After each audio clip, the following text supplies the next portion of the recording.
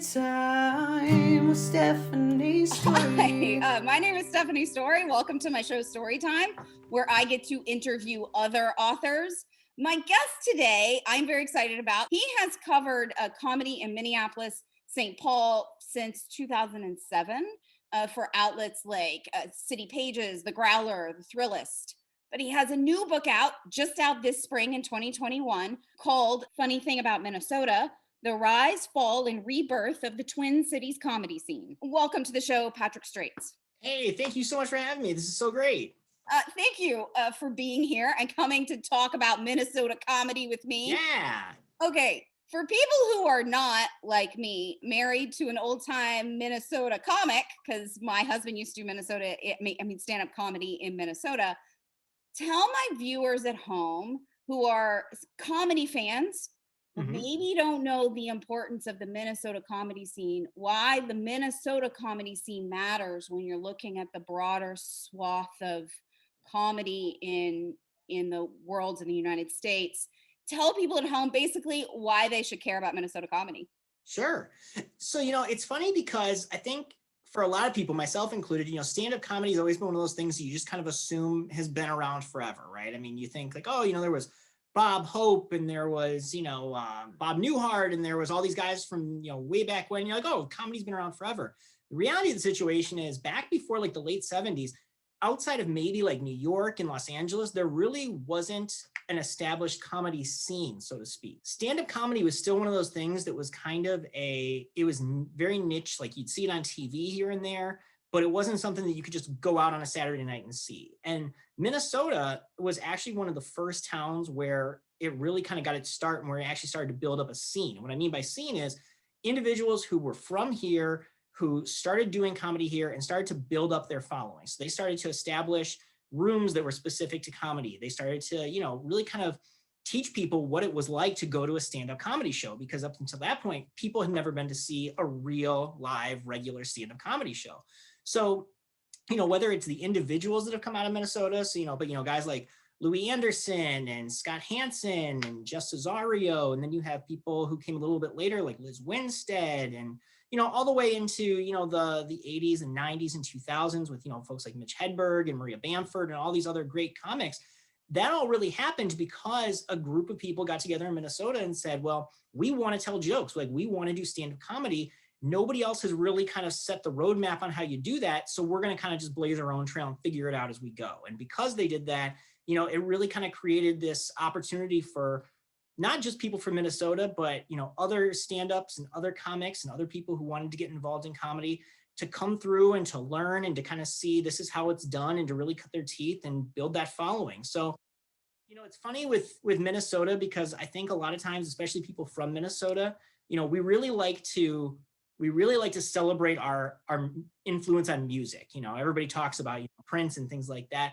And as I started doing this research and as I really started writing this book, and this is going to probably sound very grandiose, but I mean it, I really think that Minnesota deserves recognition for having as much, if not more, influence on stand-up comedy as a whole as Minnesota does as far as music is concerned. So I really think that, those two kind of go hand in hand. And I think, it's pretty eye-opening to think that, stand-up comedy really, maybe it wasn't born here, but it definitely was raised and nurtured in Minnesota, I'll say. How's that? Was there something in your research that you found out about Minnesota that of the particular culture of the time that helped cultivate all of these comics? Was it just that they were in the same place at the same time? Was it something about the cold, the extraordinary cold in Minnesota? Right. I don't know. Was there something about the specific place and time that helped cultivate this particular movement that is so different than I think comedy in New York and LA, and it's so Midwestern? But was there something particular about the location, or am I just making that up in my head as I'm sitting here? No, like you said, once it gets under like 5 degrees, everything's just funny. Apparently, everybody just gets a great sense of humor once you start to lose feeling in your appendages. So, no, I think that that's a really good point. And I think one of the things that we talk about in the book and that we really kind of try to explore is kind of like, what is that? And I don't know if I think it's a combination of things. Number one, I think it's the fact that they're really there wasn't any set expectations, especially as it pertains to stand-up comedy. I think that allowed comedians the opportunity to really, to be creative, to kind of come out there and try to find ways to decide, this is how I want to do comedy. And here's what I think resonates and what's funny. Whereas I think if you look at other scenes or you look at other towns, not to disregard them, but there was already kind of this, cookie cutter approach, right? Like they kind of already knew like, well, here's how you're supposed to do comedy, or here's what crowds like to see. And similarly, the crowds are just as important as the comedians, right? So, crowds who were coming to see comedy for the first time in Minnesota, they had never been to a comedy club. Now you can go to bar, brewery, comedy clubs, in a different time, theaters, pretty much anywhere. And you can see comedy pretty much any night of the week in any town that you're in. Back then it didn't exist. So this was like a brand new thing that nobody had ever seen. So there was no preconceived expectations of, oh, I'm supposed to laugh at this, or this is the kind of thing that I don't think is funny. It was a blank slate. So I think that having that creative freedom, both from a performer standpoint, and then also having kind of that, I would not lower expectations, but just kind of more free expectations from the audience standpoint, I think that plays a big role in it too. But then I also don't think you can discount, there is a really deep, rich arts history in Minnesota, in the Midwest. Got, like I said, we talked about music and we talked about, First Avenue and Prince and things like that. But, Minnesota is also where Dudley Riggs is from, and, the Dudley Riggs theaters, and as far as, improvisers and comic actors, Dudley Riggs played a huge role and had a huge influence on that. So, I think that you were getting people who were crossing over from, that type of background into stand-up comedy, who they maybe looked at what's funny a little bit differently than somebody who maybe would have approached it from a traditional stand-up standpoint, right? So really, I think that there's a lot of things that all kind of come together, and I think it was just kind of the perfect storm, right? I think you had the right people. I think it doesn't hurt either that, and again, like you said, they think there's that X factor of maybe there was just something in the water, but you did have comics who were that good. You really had, and don't get me wrong, there's plenty of comics, and we tell some stories about them in here, and I'm sure you've heard some of their names before, just in passing, who were awful, who were so bad, and they were hacks before being a hack comedian was a thing. But far and away, you had comedians who were really creative and great writers, and they were supportive of one another, and the audiences gave them that space to kind of create. And that's where I think that you end up with this really kind of rich tapestry, so to speak, that you can kind of paint on. That's your comedy scene. And then as you looked forward, as you looked out from Minnesota, so you're sitting in Minnesota, you've got all these characters in your head, and characters meaning real people, but when you write them down in a book, they sort of become characters in their own way.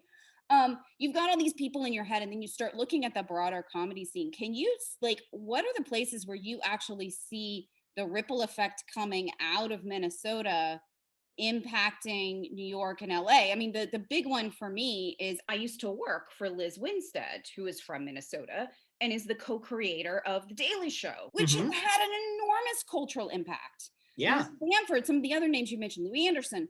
What are some of the biggest impacts you've personally identified sitting sort of in the center of this for a while and looking back on the history and seeing how it impacted comedy? Yeah, the biggest one that I can say is, these days, if you go to, most traditional comedy clubs, right, there's kind of set structure. So if you go to a comedy club now, there's an MC that kind of opens the show and kind of keeps things rolling. You have your feature act that goes in the middle, and then you have your headliner. Before Minnesota was doing stand-up comedy, that structure didn't exist. That structure started in Minnesota. So before that, if you had gone to, a comedy club in New York or LA, it was much more of kind of like an open stage type approach, where you might have 5 performers, 10 performers, however many it was that night, each doing, 10 minutes, 15 minutes, whatever that amount of time was. But there really wasn't like that structure of, okay, here's how I know that I'm moving up the ladder, so to speak. So, there really wasn't a way to say, okay, I'm at an MC level now, and when I get 20, 30 good minutes of material, now I'm a feature. And after I've featured and I've kind of built this base, now I can become a headliner. And so that's been really important for comedy everywhere, just because that's really how clubs started to say, okay, number one, this is how we can put together, a new and fresh show, and we know we have quality talent. And also from a comedian standpoint, this was how they could say, oh, now I understand, this is how I can make more money. This is how, from a business standpoint, I understand the my path of growth. I understand what it means to go from an open mic, open stage person to a, you know, full-blown headliner. Whereas before, if, you know, you had 5 people on the bill at the same time, everybody's still kind of, you know, for better or for worse, is kind of equal and things like that. So I think, to me, personal opinion, that's where I think the biggest impact has been from a comedy standpoint. How on earth did you become so obsessed with comedy and Minnesota comedy? I mean, this is a very particular area of the world, Patrick. This is true. Where did your obsession come from? That's a great question. No, you're right. I don't know that outside of Minnesota, there's a lot of people who are like, man, that Minnesota comedy is really where that's my sweet spot, you know? So for me, you know, I'm originally from Michigan. So I moved here about 14 years ago. And I'd seen stand-up. I liked stand-up before I moved here. You know, I mean, there was like one comedy club kind of near where I lived. So I'd gone there a couple times, and like I'd seen kind of big national acts that had come through for like a theater show here and there. So I liked it, but I had never been exposed to the idea of like a comedy scene, you know? So when I first moved to Minnesota, I actually remember the first weekend that I lived in Minneapolis, my girlfriend was out of town for work and I was all by myself. I had no friends yet. I knew nobody in Minnesota. And I looked it up and I found there was a comedy club just a mile from my apartment called Acme Comedy Company, which is still there. And so I said, oh, okay, you know, this is something fun. I'll go do that. So I walked down there, and the headliner was a national headliner. It was actually a guy named Alonzo Bowden. He had just finished Last Comic Standing and, you know, big name. So I was really excited to see him. But the thing that stood out to me the most of that show was the MC, the opener. It was this woman named Amber Preston, who I think she lives in LA now, but she was local. And, you know, she was very funny. She got up, she did her, you know, like 10 minutes and she kept the flow going. I wish I could remember who sorry, we had a cat cameo there. I wish I could remember who the feature was, but the thing to me is, you know, I had never been around comedy to realize that, like, and this is going to sound so funny, but that it was just normal people who could do comedy. So to me, if somebody's on stage doing comedy, to me, they're like a superstar, right? Like they're a big deal. They made it. So like I see this woman, Amber Preston, and I'm like, oh wow, okay, that's a real comedian. Like that's cool. I paid my money and I came to this show. And then I remember, I think another week or so went by and I went to a couple more shows there and I'd see these openers. And then one night I went to one of their open mic nights, like that they would do on Mondays. And all of a sudden I'm looking around and it's these comics who I've, you know, paid money to go see during the week. And they're there, you know, to work, do their, you know, 3, 5, 7 minutes of material. And it was like this weird aha moment where I was like, oh, like this is like how they get to know how to do comedy. You know, I'm still of that attitude where I assume that they just get pumped out of the comedy factory, or, you know, they graduate from comedy school or whatever it is. And all of a sudden it's like, okay, and now you're in the comedy world. You know, to that point, that was, because that's all I knew, is every time I went to see a comedian, I'm like, wow, they're so funny. I don't know how you do that. And you just have an hour of jokes ready to go. So that was really the first time that I had seen, oh wow, like they come here and they work on their stuff, right? And they, you know, they write new things, or they do things that they've tried in the past that I've seen, or they totally bomb pieces, which, you know, I had just never been around this. And so it was really cool to me to see that process. And then there was other comedians who were just starting out, right? Who were also really funny.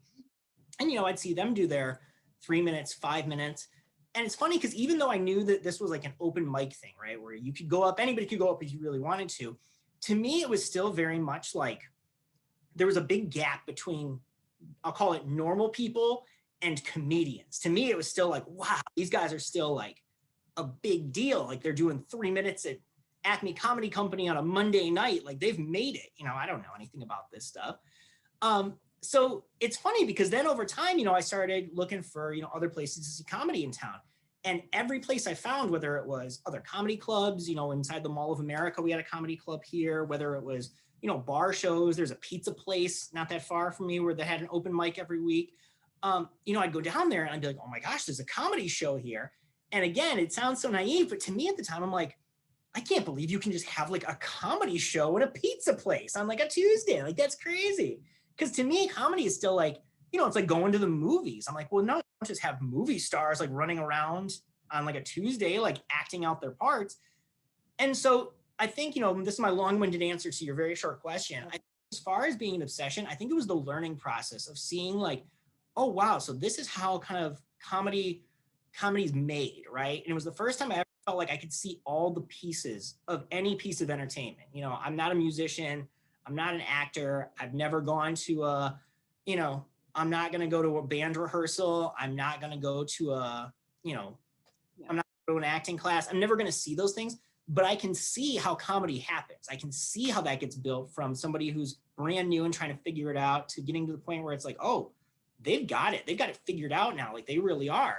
And yeah, I mean, that was just kind of the impetus of, I guess, you know, to your point about being obsessed with it, you know, I think that was me, was really getting to see all these people who, you know, before that I would have, like I said, just assumed got dropped in the middle of a comedy club one day, or, you know, they popped up out of the ground, or however comics showed up, and getting to feel like, wow, this is a whole thing in this town. It's a big movement I get to see. And, you know, I was a fan of music. I was a fan of, you know, other things, but there was nothing that really resonated with me like comedy did, where I was like, wow, these are people like me doing something that I think is like next level incredible, out of this world. Okay. So did you ever think about doing it yourself? Did you ever think about going up on open? Did you ever do it, or did you ever think about it? It has to have lived in your brain when you were this obsessed with something. All right, Stephanie, let's get into it. So here's the truth. Here's the truth of it. And I keep this very quiet and guarded, so it's out of the bag now. For about a cup of coffee, I was very interested in the idea that like maybe I could be a stand-up comedian, right? And it's funny because in most comics who I talk to, you know, from the first time they do an open mic and they get up there and they perform, whether they blow the roof off and they kill, or whether it's like they get one person kind of gives like a half, like, huh, they are like, that was it. They were like, I felt this and it was the thing I was supposed to do. And being on stage, it filled me up and gave me this feeling I'd never had.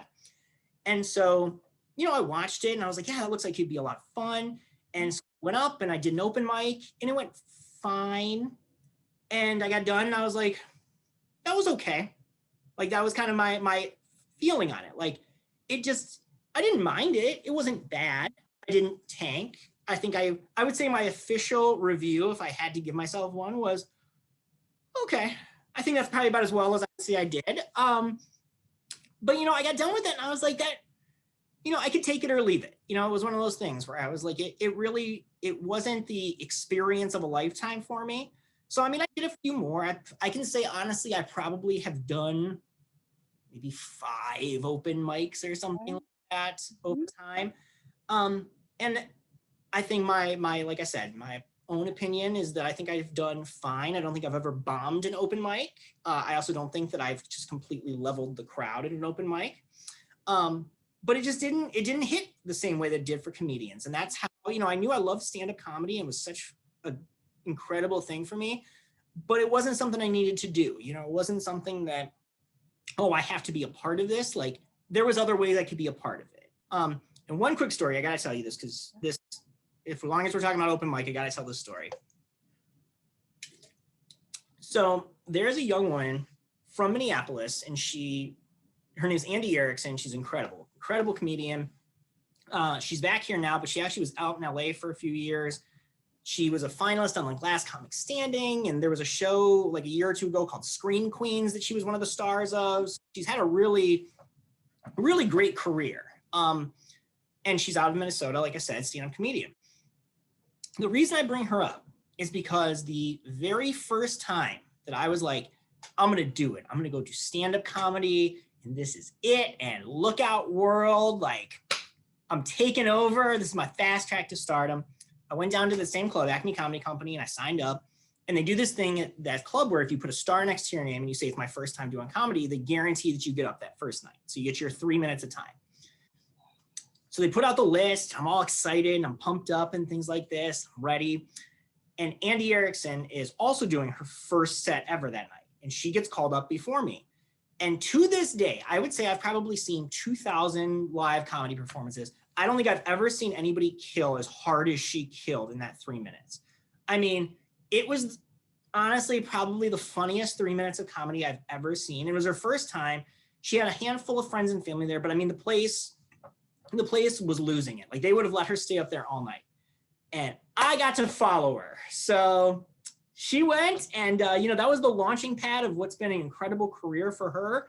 And then the comedic stylings of Patrick Strait to follow that one up. So maybe you have some insight that can help me understand myself, okay? Because Sure. I write about artists, a lot of painters, sculptors, that kind of thing. Mhm. I have practiced art. I was a painter for a while.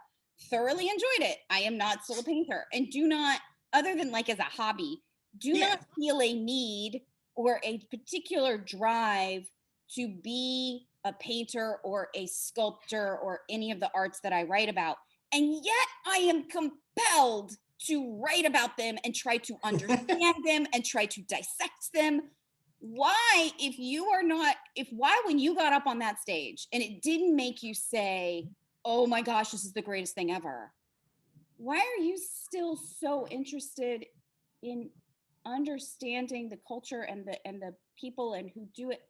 Do you know what I mean? Like, and I don't I know know what if you're there's an saying. answer for that, but do you No, have I get you. insight into why you're still, if it didn't make you go, oh, why it still does make you Yeah. possessed enough to write a book?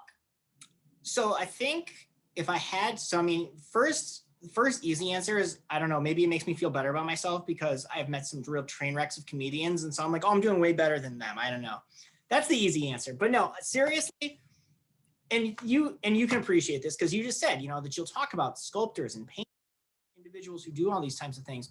To me, from a writing standpoint, and this is something that I think if I wasn't talking to somebody else who writes, it probably would sound dumb, but I think you'll understand where I'm coming from. The most interesting thing to me about writing is, everybody has a story. There is a story, whether no matter who you are and no matter how boring or ho-hum you think you are, like, you have a story. Everybody has something interesting about who they are. And the thing about stand-up comedy that's really fascinating to me is I think it's the one art form, or it's the one medium that no matter who you are or what your background is or what your education is or what kinds of things or what kind of story you have to tell, there's an audience for it. It's something it's interesting, and it's something that's funny, and it's something that's unique. And I really, not to say that other art forms don't have that, but I'm sure that there's somebody out there who's making some type of music that nobody wants to hear, that they're just like, this is just so bad because, whatever. And especially if it's something that doesn't resonate with you. Whereas I think comedy is something that even if you and I have two totally different, we've grown up two totally different ways, we have two totally different perspectives on life, all of our experiences are different, there's going to be something when you and I start, telling each other the stories that's going to connect, that's going to resonate. And I feel like with comedy, that's something that's totally unique and totally different. But I think that when you find that, it creates this connection that I think is just completely different than anything else as far as, art forms are concerned. So to me, the thing that I really like the most is, finding that one thing or finding those things that I say, okay, what is your story and why does it connect with people? Like, why do people care about this? And I think that that's what's really fun for me doing this book even is there isn't just one kind of comedian. If there was 30 Louis Andersons and they all talked about, what it was like to, to grow up with brothers and sisters, and, they made jokes about like being picked on as fat kids and, all these other things, I'd probably get bored at some point. I'd say, yeah, well, here's the thing. Like, it's funny, but none of that stuff resonates with me. But everybody has a little bit different story, whether they're talking about their own background or their own upbringing. Maybe there's somebody who just, they just love to tell, they're pun people, right? So they just do a bunch of, corny puns and things like that. And even if the pun isn't necessarily what connects with you, you're like, oh, I love those types of things. My dad used to do those types of things. My husband, my wife, whoever it is, they really connect to that kind of stuff. Maybe there's somebody who's, maybe they're really filthy, really vulgar comedian. And you're like, okay, that's not me, but there's little things about that I like because, they're saying things I would never get to say, but maybe I think sometimes. Or maybe there's somebody who does something that's really political, right? And they do a lot of political comedy where it's like, I don't consider myself a political person, but yeah, I have thought that before. That's really interesting to me. So again, I'm rambling here to your short question, but I think finding those little ways that connect back to myself and connect back to the reader is almost as fascinating, if not more fascinating to me than the actual comedy that's coming out of people. It's kind of the message and the motivation. Why did you decide to put a book out? Because you know a book is a big endeavor. It's longer than a joke and it's longer than an article. It takes a lot of work. Yeah, nobody told me that. Nobody told me that. And now I got too deep in it and there was no turning back, I guess. Right. No, the easy and honestly a little bit self-serving answer is it's a story that I wanted to know. I didn't know the story. It's funny because, and this is maybe a little niche Minnesota, but you hear about, and you and I talked about it here at the beginning of this, you hear people when they talk about Minnesota comedy, it's almost like there's a little bit of like a lore to it, right? Where it's like, oh, Minnesota comedy it's, and this is going to sound super hoity-toity, but it's smarter, it's more creative, it's more experimental, it's more this, it's more that. And you hear all these things and you hear the names and you hear all this stuff and you're like, wow, Minnesota is just this incredible comedy town. But nobody could ever really tell me definitively, yeah, but like why? Like, how did that happen? And that's a story that at least I personally didn't know. I knew little pieces of it. I had heard names, I'd heard of clubs, I'd heard stories here and there, but I didn't really know the history. I didn't really know how did we get to this point where everybody looks at Minnesota as kind of this highly touted, artistic comedy town. And so part of the joy of doing this for me was getting to learn that story. It was a story that I thought I knew, and I kind of had an outline going in of like, okay, I kind of know what I'm going to do. But as I started talking to more of these comics and I started learning more of these things and hearing more of these stories, there was just more and more and more layers to it. And I think the most fun part for me, just as a comedy fan, was genuinely just getting to talk to people who also loved comedy, right? It's one of those things where it's like when you meet somebody who, whatever your thing is that you're into, if you're a sports person, if you're into, even people who watch a certain TV show, a book club, or whatever it is, when you find somebody who likes something as much as you do and they are equally excited to talk about it, like you can do that all day. And I got to do that with like 30 or 40 different people, and it was incredible. And so as I got to hear these stories and learn this history, I was like, wow, like that's a story that I'm really enjoying. And I think other people, Minnesota or not, especially people who even don't love, but like stand-up comedy, I think would read this and go, okay, this is really cool. Like, this is really interesting to me. This is something that not only is it an interesting story, but the people and the individuals who are a part of it, like you said, the characters, they love it too. And you can feel that they love it and they really genuinely enjoy it. And I feel like a lot of times, people can be great at something and not love it. And I think that this is a situation where you had both. You have people who are incredible at a craft and they really loved doing it. And so that was just kind of a home run for me. I had lots of things to ask you about, and as often happens on this show, I didn't get to half of them. So thank you, because this was fascinating, and I got wrapped up into like Minnesota comedy in a way that nobody should. But you did that, so that's awesome. My copy of your book, it is not behind me because it is stuck in the mail, people at home. It is on the way, so you got to get your copy, so your copy will be stuck in the mail and then it will arrive at you. Thank you so much for joining me, Patrick. This was fascinating and awesome, and I loved the conversation, and I look forward to digging truly into your book and enjoying all of the ins and outs of Minnesota comedy and all of the characters in it that I know are there. Thank you. No, I love it. And I'm glad that you had me. And I'm sure that now you're excited to come out and visit beautiful tropical Minnesota just as soon as you can. Tropical Minnesota in the middle of February. Yes. There you go. Okay. Thank you so much, Patrick, for joining me. Everybody else at home, I will see you next time. Bye-bye. Thank you. Bye. Stephanie's story time virtually. We've got time and plenty of stories, talking stories in a novel way. Story time with Stephanie's story.